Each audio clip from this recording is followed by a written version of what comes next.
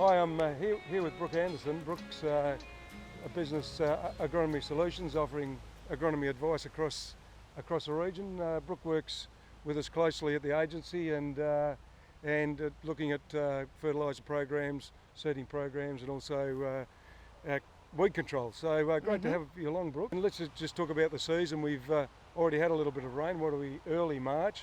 Had a good break of. Well, it wasn't a break, but we had some reasonable falls around about 2 weeks ago. There seems to be quite a bit of germination around the place, and we're looking at the weekend a little bit more coming. So yeah, it's been very interesting, Neil. That rainfall events that we had, those couple of events, it was very varied throughout the region. Some areas had 42 mil and others had 2.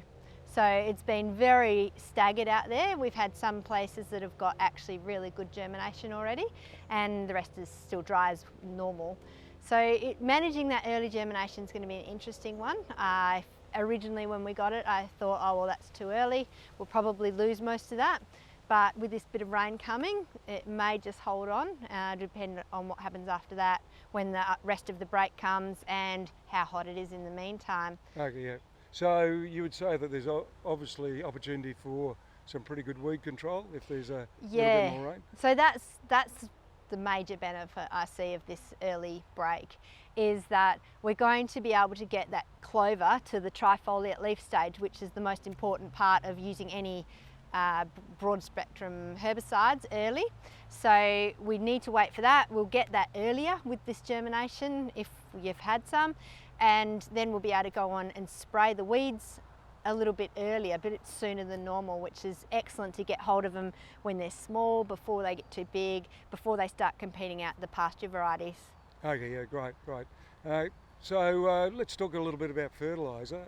We are sort of into early to mid-March now, so for those people that haven't looked at their fertiliser program, what do they need to be looking at? Well, at the moment we're madly running around just soil testing. Everyone's soil testing. It's the only thing to do to know exactly where your baselines are at before we start working out fertiliser programs. So, yep, if you haven't done already, come into the agencies and borrow a pogo stick, grab a soil kit and go out, do your soil testing, pop them in the post. It's all prepaid, ready to go. And then when the results come back, give us a call or an email and I can look at your results and go over them with you. Do you want to just a quick look inside one of these? Sure. For people who haven't. So basically, what we have is several bags. There's 5 bags in each kit. We need to fill up the soil to this line, and we do that using what we call a pogo stick, which takes the soil from 0 to 10 centimetres. We walk a good cross section of the paddock to get a really good idea. We fill out this form which has all the information you need to put in, pop that in all to the bag with your samples, and off they go to the lab, and we'll get the results back in about 2 weeks. Yeah, it's a prepaid envelope, and make sure you put your name on the back of it just in case it does go missing. So it's a very simple thing to do, and it's the only exact way we know without guessing what fertiliser to put on. We can make sure we're targeting the right products to the right areas, the right soil types, and we're not wasting anything. We're just putting where it needs it. So we've had rain. We've got a germination out there. Looks like we may have more rain coming over the weekend. So we've spoken about early weed control.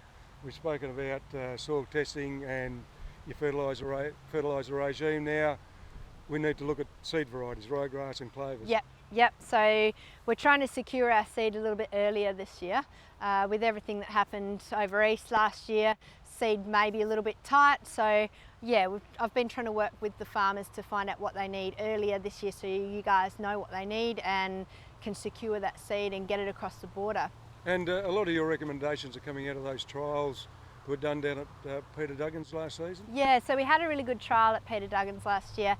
It was a Western Dairy seed trial, and it was done independently of all the varieties that were available in this area. I just found it very good because there's a lot of varieties out there, and some are just the same varieties rebranded. So what it gave us was a really good look at the actual varieties in our soil types. and it gave us a look at the season, how it's all going to deal with it. So it really gave us a chance to identify which seeds are working down here, which seeds we need to use on different soil types, and depending on playing the season, what we're going to do and what stock class you have on your property. Okay, great. Hey Brooke, thanks for catching up. Your prediction of the real break to the season? Wow, it's always the 15th of April. Come on, Neil. Is that right? Okay, yeah. Well, that was probably 20 years ago, but yeah, look, who knows this year. If we get that rain this weekend, some of that early germination may hold on.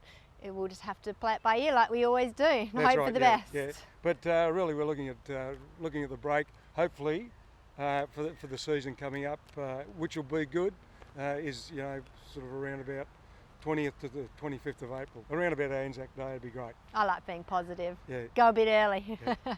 Great, Brooke. Thanks very much. Neil. Yep. So Brooke's available. Just give us a call at Kawaram Up Agencies if you want to talk more to Brooke about your fertiliser, weed control, and also seed varieties. Yep. Thanks.